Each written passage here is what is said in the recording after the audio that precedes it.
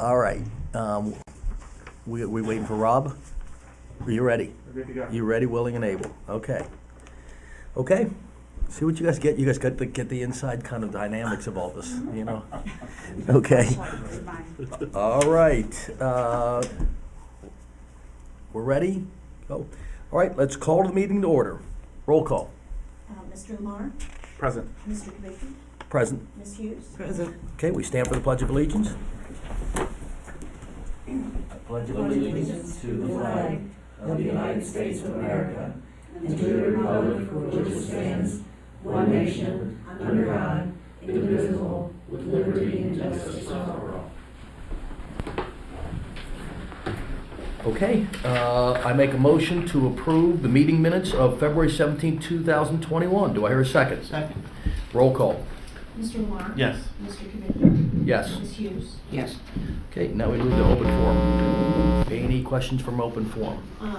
I have 2 people signed in and I have 3 messages. Do you want me to read those first? Okay. The first one is from Jeff Ayers, who is the owner of Jersey Mike's at the Worcester Pike Promenade. Mr. Ayers wanted to say that customers are now coming in with their gift cards, and it's going to be a great program for them, and they appreciate everything that the trustees are doing for the restaurants, and they know it must have been a tremendous amount of work, and thank you all. Thank you. Yeah. Appreciate them taking the time to write that. Yes.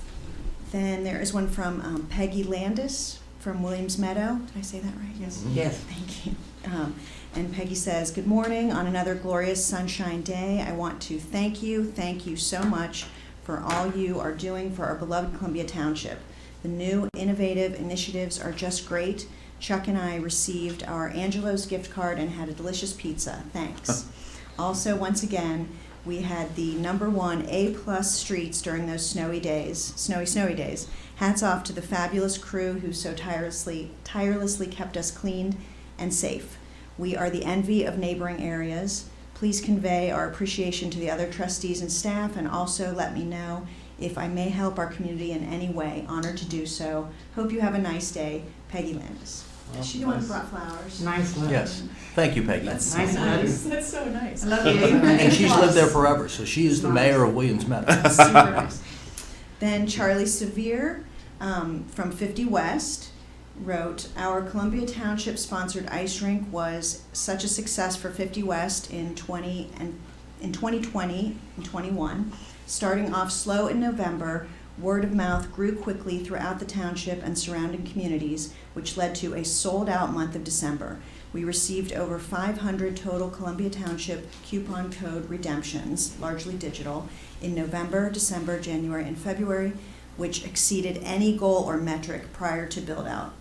The 50 West campus is family-friendly, and this ice rink provided an outdoor, suburban, COVID-19 safe winter activity for families throughout the winter. January rink programming followed, including broomball leagues and youth hockey tournaments, with some teams traveling from as far away as Tennessee to compete. By January, neighboring townships, country clubs, and businesses reached out asking what went into financing and constructing this ice rink, as they wanted to duplicate our model because people loved it so much. Without question, we couldn't have facilitated this ice rink without Columbia Township's investment.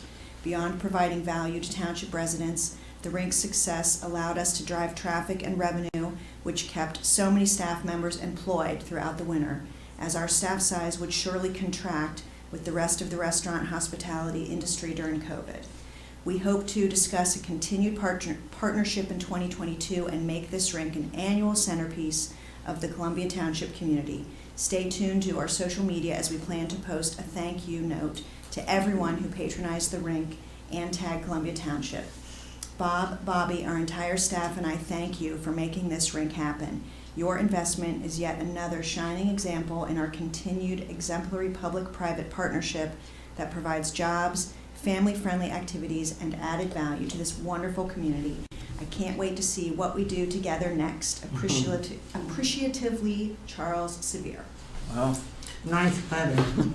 Thank you, Charles, and Yes. all the Slatters for Yes. writing that. And it was been a great partnership, and it was great to watch those guys pivot and obviously us all to help solve the problem they needed, but for those guys to react. I remember sitting with them and thought, if we can pull off helping you guys, can you within a month put a skating rink up? And they did, and they employed a lot of young people from the schools that really loved it, and brought the community together, and I was amazed they were able to pull it off as much as we were able to pull it off. So it was a great partnership, and thank you for the kind words, Charlie, and all the Slatteries and all the 50 West people. And then signed up to speak, James Britt Sang of Vinewood Avenue. Great. All right. And if you want to use the podium. Oh, sure.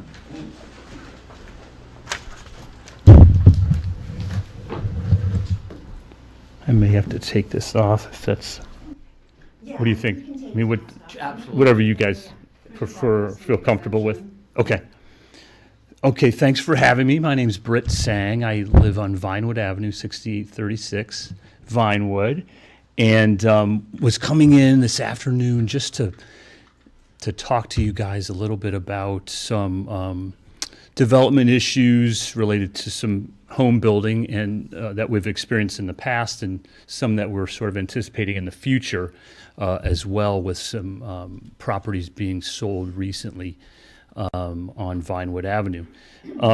I've been there 5 years, and I'm sort of one of the newbies on the street. It's a great street. Been really a great experience getting to know the neighbors and just getting to know this part of Madison Place and Madisonville and all.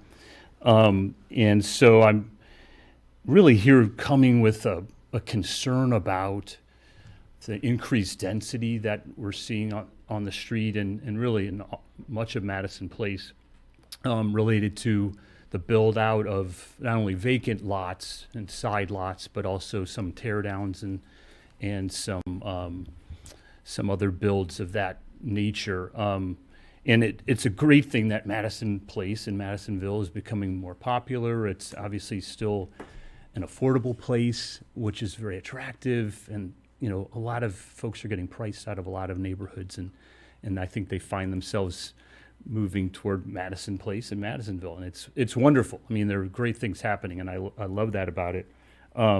However, just recently across the street from my house at 6837, there was a probably the most charming house on the street in terms of architectural character.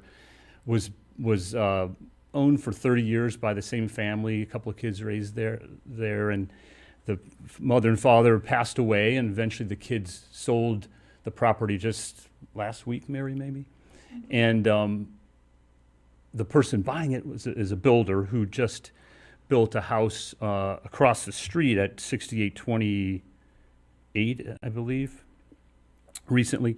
Anyway, so what we hear, and I don't know this for a fact, is that they're taking this one single parcel with this charming house on it. He's going to demolish the house, and then he's going to put up 3 houses in its place. It's very dense. I mean, that's obviously way more dense than what's there now, and that's a concern that I have just for a few reasons. Really, is aesthetically, the builder's putting up these sort of suburban style, I would call them suburban style homes that, you're kind of greeted with a big driveway, double wide driveway with a double garage door. That's what people want. I get it. They want a 2-car garage, but that's kind of what you see from the street. And with a little tiny offside door, for an entrance with, whereas the neighborhood now is made up of homes from the 40s and 50s mostly, with, all have front porches. People like to hang around on their porch. That's kind of a lot of what people do there currently. And then most homes have a single car garage or no garage at all, or they may have a detached garage if they have enough land to do that. So I guess the first thing is just the compatibility or incompatibility of the design of the house that was already put up. And we understand that the same gentleman has bought the triple lot, so to speak, and has also purchased or getting ready to purchase another lot down the street at 6844. So, and again, I'm glad that the neighborhood is gaining popularity and it's still seen as affordable. That's all good, and it's gaining a diversity that's great too. And I'm just again concerned about the increased density, what that means for water runoff, what that means for shadows, what that means for height. We're talking. The neighborhood now is made up of 1 and 1.5 story homes, and as of right, from what I understand, the new builds can be up to 25 feet high. So that's 2.5 stories plus, which is, it towers over the neighbor's houses if you've seen the new build out, and it's for what it is, it's a handsome house. I have to say, there's no question. It's desirable. It has the amenities that people want. I understand that. So that's my first concern, is really the kind of the incompatible design, the density, and the height, and what that does to neighboring properties like Mary's or Sharon on the other side. I'm just across the street, so I'm kind of just looking at it, so it's probably not going to be as much of an issue for me. But also that so much of the lot is going to be hard surface. It's either going to be under roof or paved, which leads to water runoff issues potentially, and that's already been an issue on the new house that was purchased or built by the same gentleman. The neighbor directly next to him just had a flooded basement because all that site water drained from the new house onto the driveway, which is the house and the driveway. I'm sorry, the two houses are a driveway width apart, so the water must have just kind of run across the driveway right into the basement. So anyway, so those are some of the issues. And then, I mean, that kind of relates to the building itself, if you will, the houses.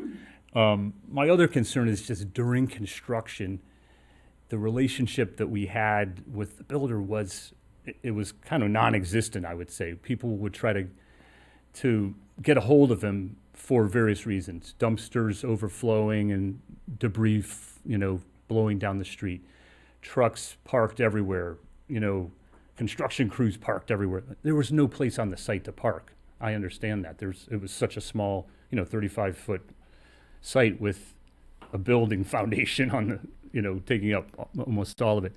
So there were people parking everywhere. There were people, actually, we found people sleeping in their cars overnight who were the crews of this construction job.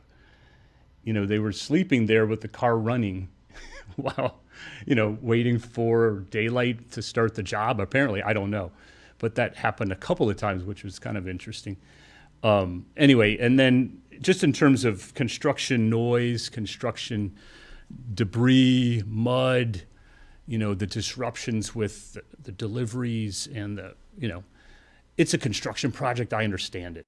But if there's a way maybe to talk to the builder about how he's going to stage the project. Is he going to build all 3 homes at once? Probably not. He's probably going to sell lots and get people on board before he starts building. So maybe we can get cars off the street a little bit more if one house is going up at a time.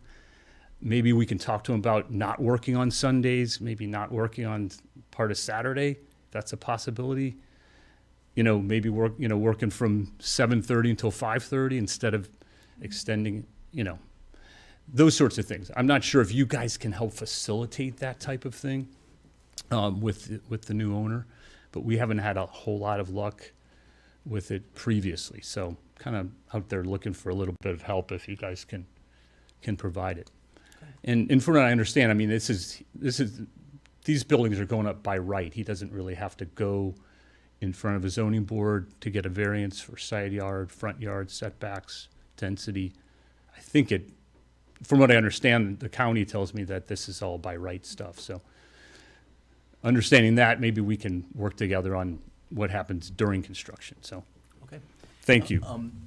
First of all, we hear you, and Brian and I walked or drove over to the site, and I understand your concerns about density and such. I'll let Melissa talk about how the process works as it relates to Hamilton County and what we're governed by. Sure. As far as having some good liaison to the builder, I think one of us can reach out to them and see if we can't use at least the leverage of whatever township authority we have to go build better communication and better bedside manners, what I always call it, but they're obviously going to be governed by noise ordinances and all the other ordinances. So please understand, there's things we can do and there's things we can't do. Sure. But as a practical matter, this team will do whatever they can to help you and work with you and make it Great. as pleasant as an experience. Talk to the builders about what we can do to make it as good as it could possibly be. But to your point, I like your uplifting message that it is good that the community is desirable and people are doing this, so that is the good side of it. I do understand your concern about density and the character of the houses changing a little bit. That can be a little unusual, but so appreciate your comments, and we do hear you. And as soon as we heard about it, we went and visited the site, so we're on it. Thank you. Yeah, I appreciate the opportunity to talk, and if you ever need to talk to me or questions that, for me, We'll get let me your know. number after. Yep, it's on the sign up. Okay, great. Did you have anything you want to add, then? Did you have anything you wanted to add to what he said? Well, the reason that I'm here, honestly, unfortunately, is because of flooding. That's how I got involved in the community, is because my basement flooded. I live on Row. Oh, you do? Yeah. Yeah, a few blocks away on the bottom of the hill. Right. And so, unfortunately, we have Mother Nature against us in many ways. And I got involved in a similar situation of what you just did. I came in and expressed concerns, and I found the township to be easy to work with, and eventually in this position. So I have a lot of passion towards your concerns, and we're very limited with what we can do, but we'll certainly talk to the builder, and we'll investigate it. That's the beauty of local township government. And I think that's all I can say, and I'll let Melissa handle the heavy stuff. Thank you, Brian. We'll keep it light, but I'm in an awkward tennis court situation, so I am just going to speak and occasionally, but I'm speaking to the trustees, but I'm also speaking to you, so I didn't want you to have my attention. First of all, I want to say I really appreciate how respectful and professional you were in your presentation. We welcome everyone to come in, and we understand that people can be very frustrated by things that happen to them, whether the township is involved or not, and you did it beautifully. I would give you an award if you gave out awards for such things. Well, I already got my $25 I got my award already. I'm feeling more coming on. So we do try. We have a very professional board, and we do try to conduct professional meetings. We do understand that there's emotion and feeling. We're all neighbors as well, and it's just so refreshing to have someone who handles themselves as well as you did. And so I really appreciate that. I will say that I feel your concern. I have had two neighborhoods where I've lived. The neighborhood where I grew up in, and my first home as a young adult with a family, have interstates come through the backyard, both. So you wonder about my choices, but rapidly growing areas have a lot of demands, and I remember the 3 years of construction for both of the interstates, the bulldozers and the dust and the noise and the problems, and so I do appreciate that. I would say just very briefly from a jurisdictional perspective, I think it's a great idea. We can talk to the builders that are building in the area, because we cannot stop the market, because that neighborhood is really hot, and I expect that these issues are going to grow. I know with Lieutenant Enderle here, and I had a copy of your original email to Brian, and I know that I would say 99% of the issues on that list, other than the lack of access to the developer, the builder, or things that we can control through phone calls to the sheriff's office. So Lieutenant Enderle's team is our police department, and we have a noise ordinance, and when they operate outside the noise ordinance, you can call the police, and they will come immediately. Whenever the street is blocked, it depends on the blockage. In terms of emergency vehicle access, we've actually had police and fire chief involved in issues before. There are actually areas of Madison Place where residents park on both sides of the street, where there is no building construction, where depending on the size of the two vehicles that happen to be parked across from each other on the street, I think Kenmore is one of them, the fire chief, they cannot get the engines through, and they are used to that because that's been the history of Madison Place, and so they go around. So because Madison Place is laid out on a grid, it's very easy for people to go one block around. It's may be frustrating, but the grid provides that. So we've actually coordinated with both police and with fire what the concern is in terms of when you have, the street is blocked, so to speak. But if the street is completely blocked, if not even a car can go through, and a fire engine is one thing, but if not even a car can get through between two other cars, parked construction vehicles, that is a matter for the police. You can call them, and they'll make sure that they take care of that. So noise, block streets. If the developer or the builder is damaging your property because they're parking, that is a matter as well that can be addressed. Mud and such in the street, that is something, anything with the street right of way, the township will be happy to take care of that. And I do know that in terms of, you had a mention of a trailer that was attached to a truck and it was there. If something is legally parked, it's legally parked, but John Cervisi, our road superintendent, came both times, that there was a call and checked into it. So we're very responsive for the things that we can bring in a resource like our police or our fire or our road superintendent to address that. I feel that we had been very responsive to the issues that came up during that build.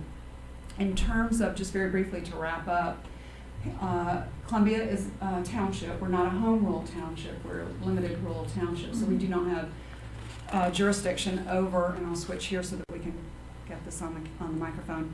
We do not have jurisdiction over zoning or building. And so, as I mentioned before the meeting started, Hamilton County zoning code applies evenly throughout Hamilton County and townships that are under the county's jurisdiction.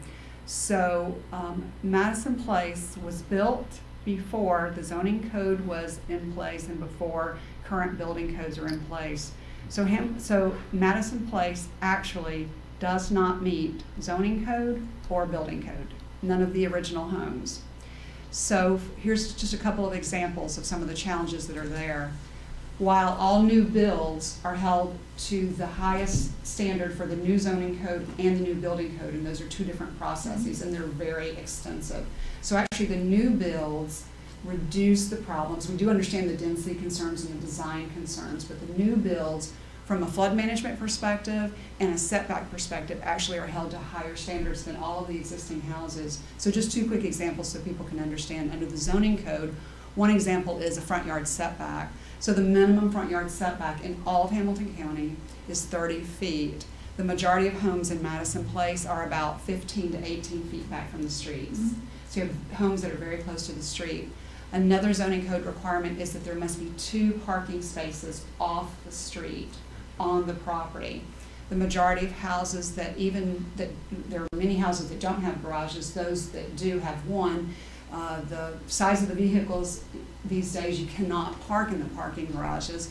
The width of the retaining walls is narrow, and so most of the houses cannot fit 2 vehicles in the driveway. There are many houses that cannot fit any vehicles in the driveway, depending on how the driveway is built and the slope down to an underground garage. And so they use a public resource, the street, to park all of their private vehicles. And that is prevalent throughout Madison Place. So when a builder comes in or a new owner to renovate a home or to tear down a home, they go through 2 processes with the county. One is zoning, and zoning looks at front yard setbacks, side yard setbacks, the height of the building, how many parking spaces, whether you're going to have an accessory structure, any of those other types of things. There's 20-something items in that code. And then if they are given a zoning certificate, it means that they meet the minimum standards in the county, which, as I said, none of the other homes around them meet or have ever met. So it seems like houses, because they're bigger, are coming closer to the other houses, but they are still meeting the county setback requirements. And then they go through the second process, which is the building code.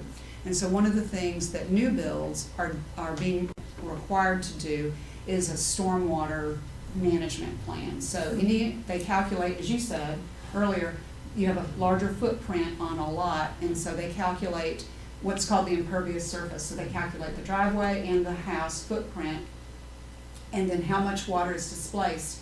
The new code requires that the property owner manage that property on their own site, whereas none of the houses in Madison Place have that requirement. Their water goes wherever their water goes. The street is actually part of a water management system. Many people don't know that. They get concerned when the street floods, but the streets are actually part of a management system. The streets collect water that rolls out from the properties and takes it on to other streets, and then eventually it's collected. So what happens sometimes, and if there is a stormwater issue with the property next door, that's something that we can ask Hamilton County. We've done it on a couple of houses in other neighborhoods before, and it turned out not to be the case. But Hamilton County has a stormwater management gentleman who will come out. His name is Aaron. He's terrific. Will come out and they will review the plans for the home that was built. And in order to get the certificate of occupancy, the building department verifies that they built it to code. And so all of the drains should be connected the way they're supposed to be. What we have found with other houses, when someone has an existing home, and I'm not saying this is the case here, I'm just sharing this, we can look into it and see if this is the case or not. They're used to having a vacant lot next to them. Their water typically is running off, and the homeowner that is in an existing home is typically running off into the vacant lot, because their water is not being managed under a stormwater plan because it was built before stormwater management was required. So when the vacant lot is built, the water that homeowner, original homeowner, is displacing to the vacant lot is now staying on their property and is flooding their own basement.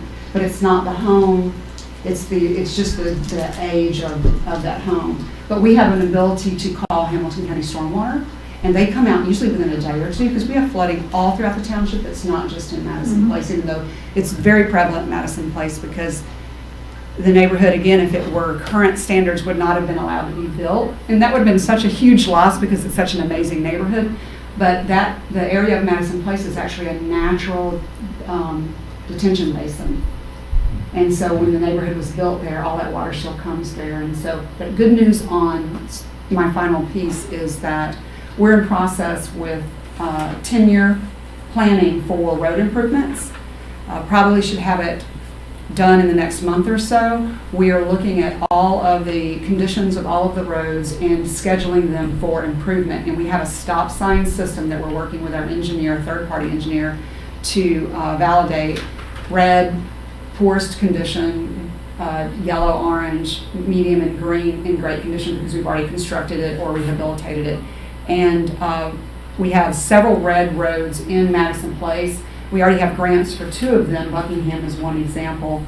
And then there are a number of others that are orange, that orange-yellow, that next up, and a section of Vinewood is actually on that. And so when we reconstruct roads, we don't just repair them. We don't just resurface them. We spend millions of dollars, even though we don't have that funding. We go after grants and we spend millions of dollars to entirely reconstruct streets, so that if we need to lower them so that they're not pushing water back into property owners, we can, and we build curb and gutter with drainage systems under the roads to carry that water out. And so we are looking at that as part of that whole neighborhood thing. So there's just a lot of pieces, and as our trustee board said, we'll be happy to talk to the different developers and ask them to share with them some of the common concerns and common complaints, and ask them to please comply. The things that are not law, we can't hold them to. We can ask them to, but we can't hold them to. Our noise ordinance is 11 p.m. to 8 a.m. So those types of things, but we are more than happy to have that conversation with them. And we just put in a little more detail on that because we know that other people are watching and have similar questions, and thought it would be helpful for how all that process works. And so. Okay, and we will try to communicate with with the contractor as well. So thank you, and thank you for your comments, and thank you, Melissa, for all the research and such. And can I say one thing? I believe that you said that there's one property and they're going to build 3 homes. They can't do that. There has to be 3 parcels. unless they go for a lot split. And if they go for a lot split, that's a process that's public and it goes through the county. But there are a lot of homes in Madison Place that sit on, one home will sit on 2 lots, one home will sit on 3 lots. Sometimes the home is built in the center, sometimes the home is built on one, and then the lot next to it is just vacant. Sure. But there are homes that sit in the middle and have a lot on each side of them. But if it's one lot, they cannot tear down one home and build 3. They have to have 3 lots to build 3 homes. One lot, so they would have to go and request that type of lot split, which is a lengthy process through the county. Right. Okay. Yeah. Can So, I and say, we could be involved in that process, Mhm. if that was that's the case. very encouraging because the lot, from what I understand, is 35, 35, 29. You're talking about each lot frontage? Well, the 3 Right, lots yes, of the yeah. Clark, So it is 3 lots? well, That's the question that we're not sure about, Okay, to be we'll honest. look into it. but they said, you know, If you look 35, yeah, go ahead. I'm If you sorry. look at the auditor's website, you can see sort of like ghost lots, if you will. Well, there's a Yeah. mother lot and then there's child lots. They're Uh-huh. bundled. So Right. that just means it's under the one owner, but if it's still separate lots, it's separate lots. Yeah, and the person I talked to at the county last week said that, looking at the map, the Cages map, it was her opinion that it's actually 3 lots that had been combined into one parcel, sold as one parcel now. Okay. But it could be developed as 3 separate lots. Yeah. 35, 35, 29. So, And the 29, That's my the 35 understanding. will be different than the 29 because the setbacks will apply to the 29, which means they will have to have a smaller structure on the 29 because the setbacks are the setbacks. They don't change the setbacks based on the width of the lot. So the 30-yard setback doesn't change, the side yard setbacks don't change, the width of the lot is it, and if they have a smaller lot, you build a smaller structure, or you go up. To a Right. larger lot, you can build a larger structure. yeah. Okay. Any other, Mary, did you want to add anything? Just a couple things. Can I sit here? You- Of course. yeah. Here, can I just do that? It won't be on, it won't be. Yeah, you want to sit at the microphone. If you want to be heard, you need to, Well, Yeah. let's get the microphone. Yeah, sorry, but the, Briefly. Okay, thank you. Anything, He- he didn't cover? Yeah, he's covered, you know, Brett, you did a wonderful, wonderful job, but I just want to thank you, you know, for your sympathy. This is just a nightmare that I couldn't have never imagined. And, you know, the house was built in 1947. I'd like to publicly say the basement of that house has never flooded since the original building. And that's one of my greatest concerns. Appreciated Brian, who came over and spent quality time on Sunday with a neighbor and myself in talking about, you know, what's ahead of us. And again, the idea of looking at the house across the street, that I might have a wall that I'll be looking out my windows now within 4 or 5 feet, you know, my little house, and then this great house next to me with a wall that comes that close. And I just can't imagine that, you know, I have no rights to say that this is not acceptable or not acceptable to live there under these circumstances. To be suddenly overwhelmed by a huge structure is just amazing to me. So I do appreciate your sympathy. Unbelievable that a $220,000 house can suddenly be torn down, and then 3 what I call the cookie cutter houses, and I guess I'm not being as diplomatic as you are. The cookie cutter houses go up, zap, zap, zap, completely altering the neighborhood and the character of the neighborhood, of which we love very much. So yes, we have challenges ahead of us, and I think the flooding issue, just one of the reasons that I wanted to speak to you is there a possibility that storm drains could be built in a fashion, as I consider this an emergency situation, in the 6900 block of Vinewood, since we just have the one storm drain, is at the bottom, and it is like a river that flows when we have, you know, massive rainstorms. So I'd like to appeal to you, could we have storm drains installed even maybe before this building project starts? So I know, Melissa, I don't understand a lot about what the procedures are for you, but anyway, the flooding is a great concern. I know I have a lot to lose if my basement floods, and I, may not want to stay in the house, as I said, with the wall coming so close or a flooding issue, and I hope that's not going to be the case. So I'll at least mention, to echo what Melissa said, that if your basement floods as a result of this project, there will be liability to the people that are building it. They now Okay. have to manage the storm runoff, and it will be as good or better than it is now. That's by statute, what have you, and the engineers will certainly police that. So that you don't have to worry about. Do not worry about your basement flooding. If it does flood as a result of this, then there will be recourse. okay, And we will be there fighting for you with recourse, so that's one thing you'll get out of us. But as Melissa said, that we've got to follow the rules, the laws, the ordinances, because one day you may want to sell your house, and it may be a developer that wants to go. That's just the nature of the beast that we really Right. can't change. because I see my property value not going up, but going down with having a house that is hovering over my house. So I guess I have no rights to say anything about how close the house can come to mine, since my property line is pretty close. I won't editorialize on the property values, but an equal argument could be made that, the comps are going to go up. But that doesn't take away from quality of life and what you're going through. So I do not want to take away from that, but certainly when comps go up and neighborhoods go up and houses go up in value and with new construction costs, from a property value standpoint, that's usually a positive. From a quality of life standpoint, that's a different question. So, and I Exactly. mean that. So I don't want to go into the personal versus the property values, but I appreciate your concern. And again, as we've said, you guys have been very polite, professional. We will respond. We will be on it, and continue to have dialogue with Melissa, myself, Brian Lamar, obviously he's down the street, Susan's here, and we will do what we can. So, thank you. And thank you for this forum. I'm glad that I can come here and that I have We hear you. compassionate friends who are caring about this. So, thank you to Mary. all of you. Thank you, Brett. Thank you. Yeah. Yeah, thank you. And should we follow up in terms of your conversation with the builder, the new owner?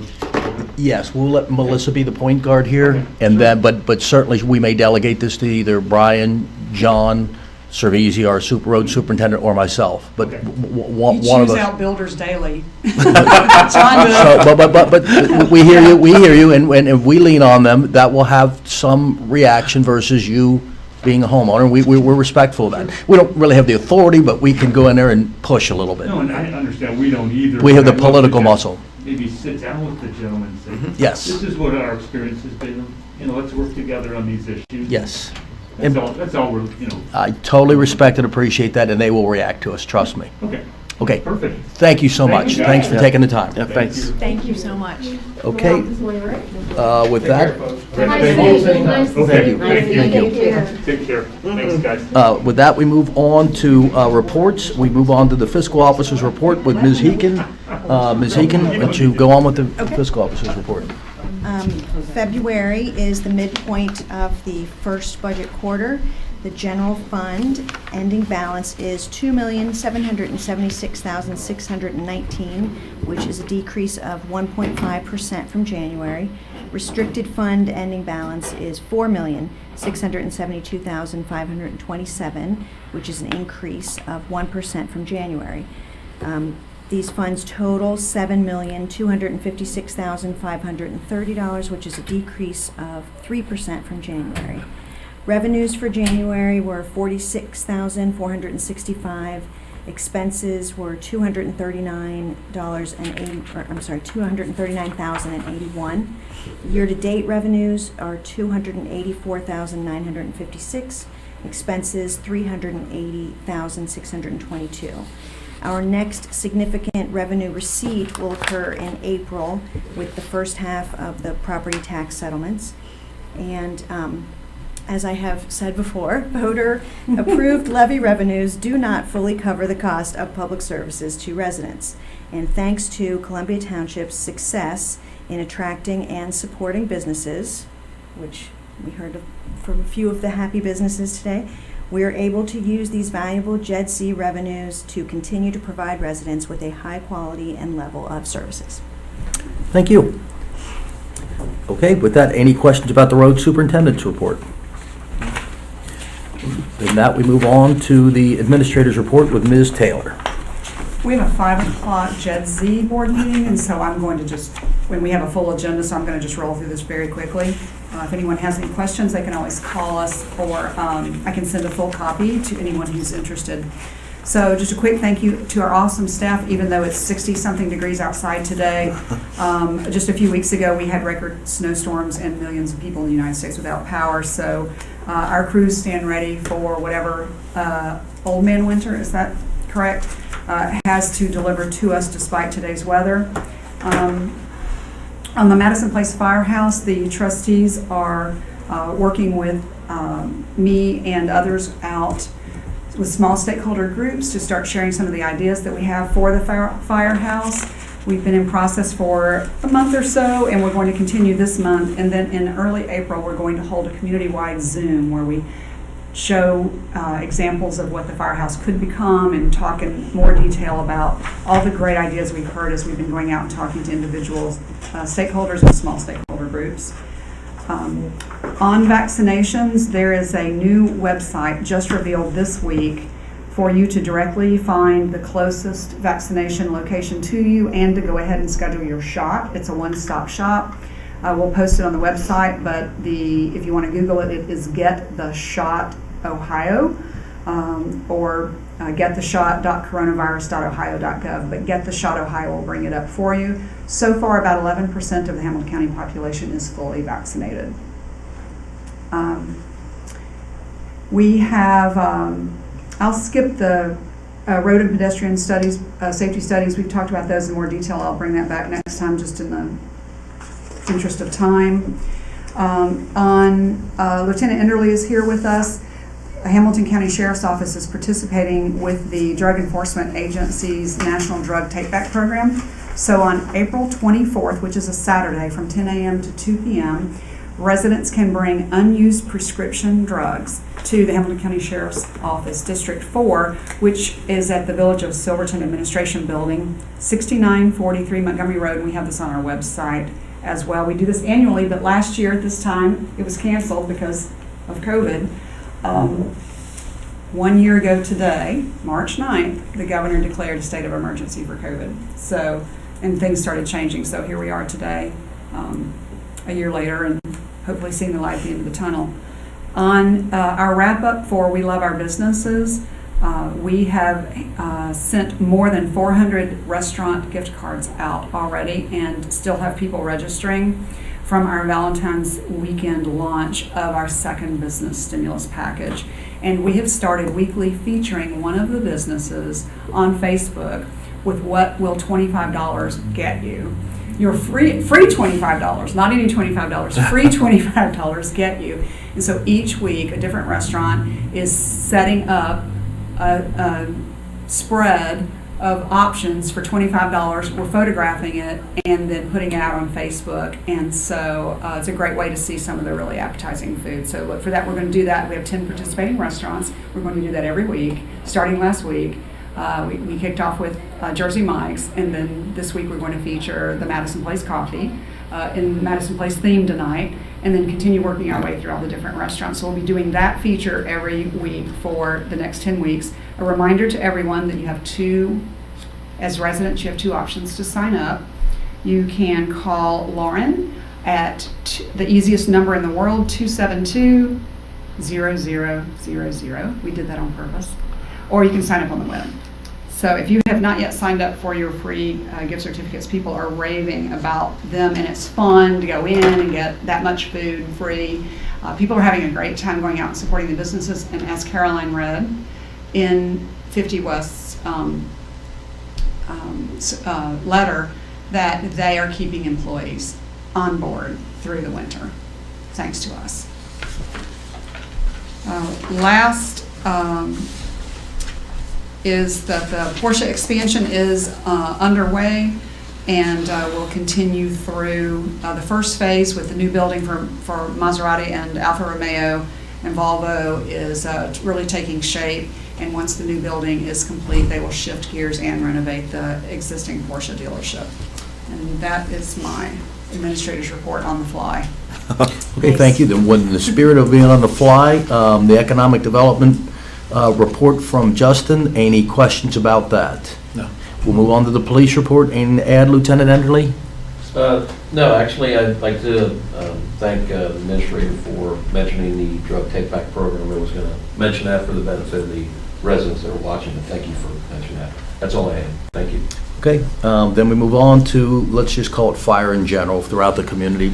Brian, you want to go tell us about that? I'll be very brief. It's similar than last month. We're still sharing information with Marymount in terms of Little Miami Joint Fire District, and we're hopeful that we can work out a solution there with the three of those groups. I want to also always reiterate for the Ridgewood District that your service will always be stellar. We will likely have options starting in January when unfortunately Gulf Manor leaves the district, but also listen to the podcast in Ridgewood for more information. That's all I have on fire. Thank you. And we move on to trustees' reports. I'll start with Susan. Anything to report? Brian, anything to report? I'll pass this month. The only thing I'm going to mention is we got incredible feedback on the snow, so to our team and our crew, you guys are delightful, unbelievable and amazing. Even my mother-in-law once spent the night on one of those real snowy days and just remarked at how incredible. She's never seen anything like it. She's from the west side. And also, I've heard great feedback on the gift card stuff, and that's really working well, so thank you to everybody involved with that.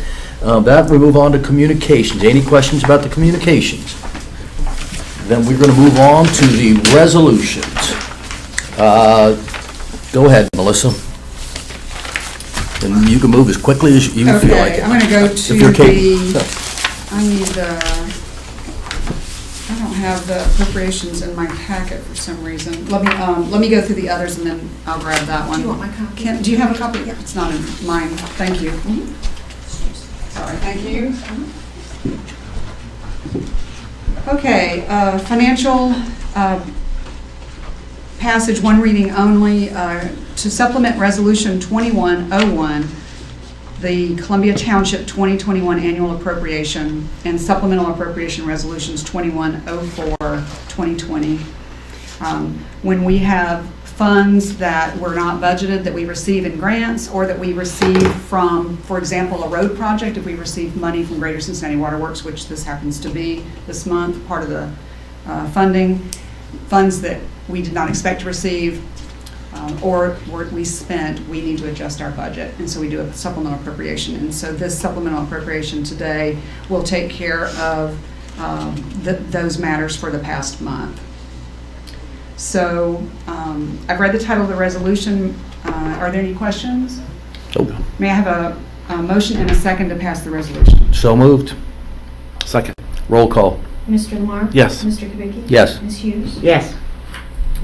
The next four resolutions are emergency resolutions. The first is accepting a construction bid and awarding a contract to Ford Development for the Madison Place Firehouse Storm Sewer Improvements, authorizing the administrator to enter into a contract with Ford Development, dispensing with the second reading and declaring an emergency. On the Madison Place Firehouse, whatever we ultimately end up doing with the firehouse, it has a blocked storm drains. And so our engineer developed a bid package and we bid the project, and there were 5 bids. The range was from $138,545 up to almost $200,000. So we got a great opportunity with Ford Development at $138,545. We will be tearing all the existing drains on both side yards, and the front yard will be completely torn up. We're going to replace all storm pipes from Hamilton County Drainage main under Murray into the firehouse, and add additional features so that whenever there is flooding there are about 6 or 7 area properties that flood into the lower level bit where the garage bay is, where the fire engines were parked. And so all those other properties used to be homes. You know, we were talking earlier with our guests today. Those properties used to be homes, used to have green grass yards that collected stormwater.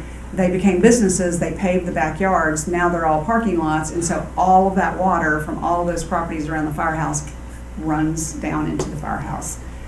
Empty swimming pool that is the back bay. So this will fix that. So I'm asking for the board to award this, and this is an emergency resolution. I have read the title of the resolution.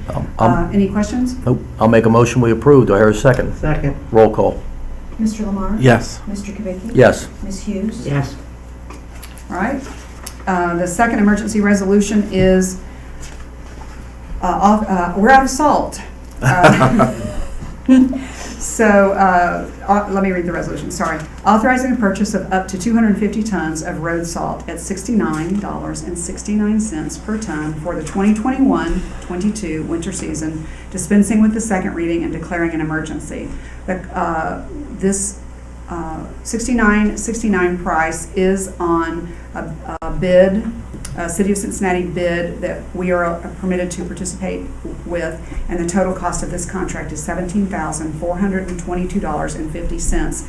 We did not have to buy salt for this winter season to date because we were using salt we bought 2 years ago. So about every 2 years we buy salt, and so this will replenish all the salt that we used from the past couple of seasons.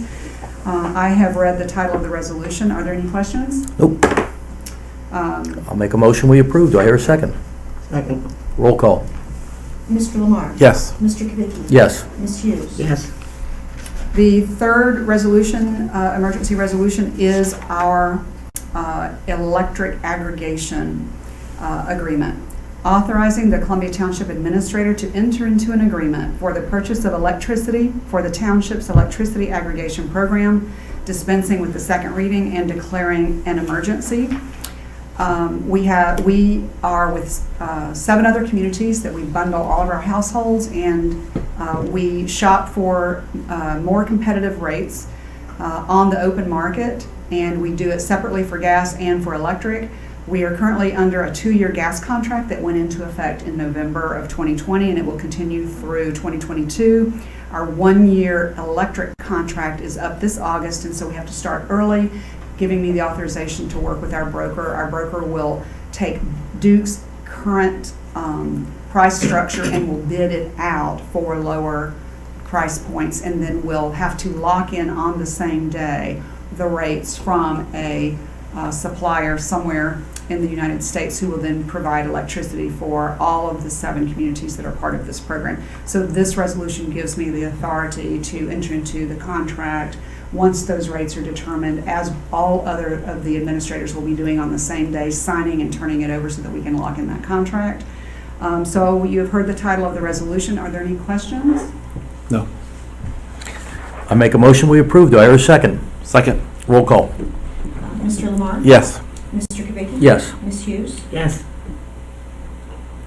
All right, the resolution is in effect. Our final emergency resolution is also relating to the Madison Place Firehouse renovation, authorizing the Township Administrator to enter into a contract with Kydell Supply for up to $12,500 for a commercial-grade refrigerator and freezer for the Madison Place Firehouse Event Center, dispensing with the second reading and declaring an emergency.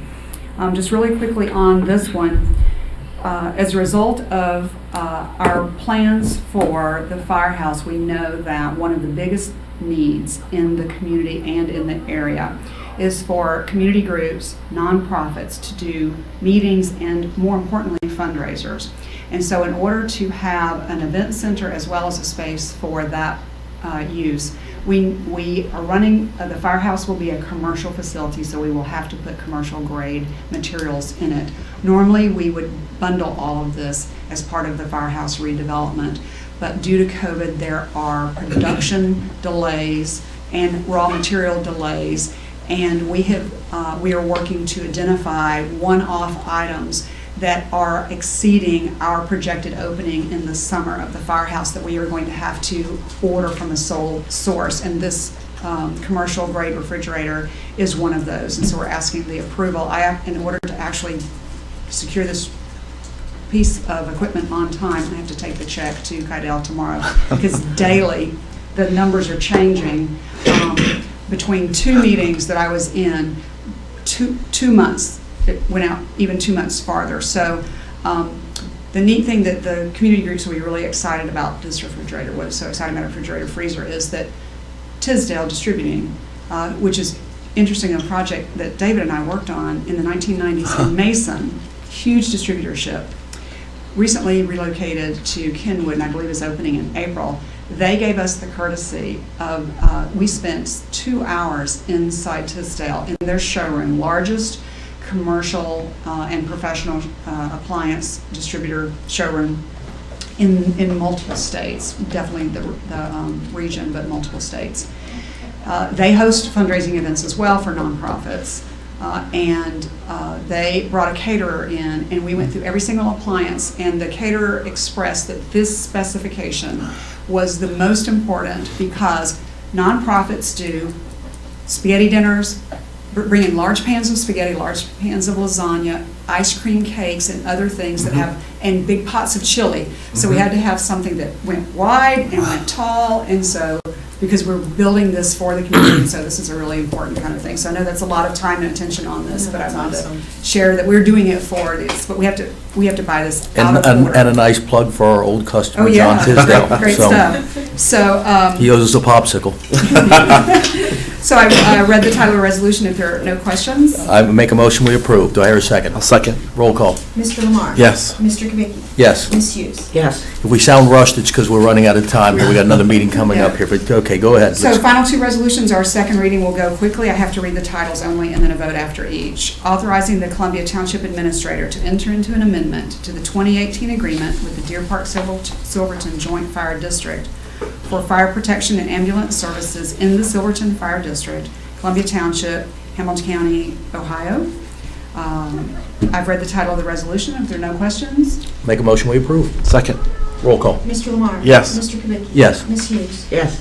final resolution of the evening, approving a community reinvestment area incentive recommendation to Hamilton County for CTR development commercial project at 4040 Walton Creek. I have read the second reading of the title of the resolution. If there are no questions, I make a motion, we approve. Do I hear a second? Second. Roll call. Mr. Lamar? Yes. Mr. Kubicki? Yes. Ms. Hughes? Yes. Okay, sorry, that's, it was her. All right, make a motion, we approve the payment of bills, bank reconciliation, financial reports. Do I hear a second? Second. Roll call. Mr. Lamar? Yes. Mr. Kubicki? Yes. Ms. Hughes? Yes. And I make a motion, we approve, or for the signing of the minutes and resolutions. Do I hear a second? Second. Roll call. Mr. Lamar? Yes. Mr. Kubicki? Yes. Ms. Hughes? Yes. And we're about to get out right 1 minute in time, so here we go. And I make a motion, we adjourn. Do I hear a second? Second. Roll call. Third. I'm going to put that down third. Mr. Lamar? Yes. Mr. Kubicki? Yes. Ms. Hughes? Yes. Thank you for listening. Don't wait till you sign resolutions, please. Yeah. We got through all those resolutions, one. right? Can I have Even though that? they're emergency, we only had to work it out and Yeah, we everything. got them all.